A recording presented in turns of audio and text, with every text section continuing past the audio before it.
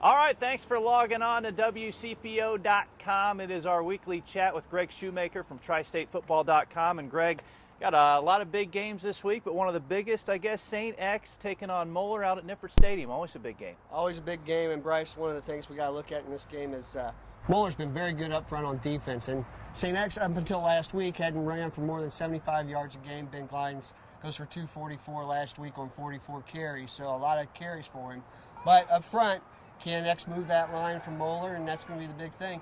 And athletically on offense, Moeller's really got a lot coming back this year. They've got, as far as replacing players, Gus Ragland at quarterback's done a fine job, and they've just got a ton of weapons. We'll see if X can stop them. All right, let's move on to an undefeated Sycamore team taking on Lakota West, going to Lakota West. What can we expect in this one? Well, the non-conference schedule for Sycamore was, we would say, a little weak. And one thing they did do, however, was create turnovers.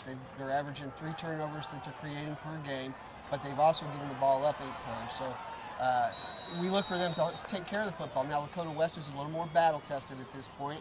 Their offense is looking very good. A couple weeks ago, they put in a couple new wrinkles from Malik Grove, the quarterback, to handle the ball some more.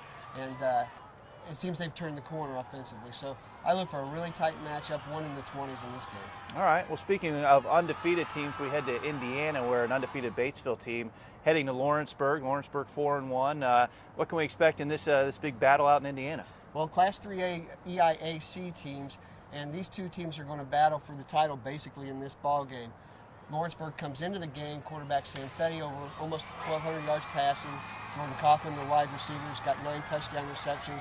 And Connor Jackson, the running back's almost got 600 yards rushing. So they run the ball, they throw the ball, they just move it up and down the field, Lawrenceburg does. Now, Batesville, on the other hand, has held their last 7 opponents to 14 points or less. So it's going to be a good contrast of interest out there at Neary Field on Friday night. Always a fun matchup with those contrasts and styles. And heading down to Kentucky, we got a big one here. Highlands taking on Covcath. Highlands comes in undefeated as well.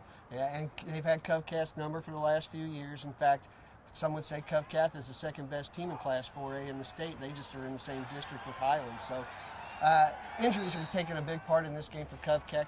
They're now down to their sophomore level players right now in a lot of key positions, and how they fare against Highlands, who brings a lot of players in and out on offense.